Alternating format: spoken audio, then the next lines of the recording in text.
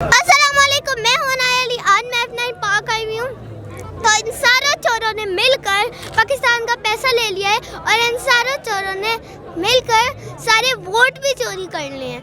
इंशाल्लाह एक दिन इमरान खान साहब इन सारे चोरों से बदला लेंगे। क्या कहोगे बेटे इमरान खान के लिए?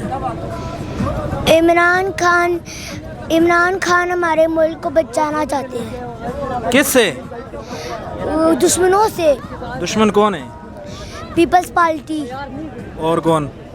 नवाज नून, मरियम, शहबाज शरीफ। ये चोर हैं? हाँ जी। और इमरान खान?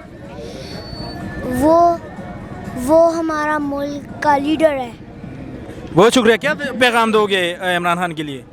इमरान खान हमारी जान है। हम इमरान खान के लिए अपनी जान भी दे सकते हैं। अपोजिट हुकूमत नामंजूर, अपोजिट हुकूमत नामंजूर। अगली बारी फिर नियाजी, अगली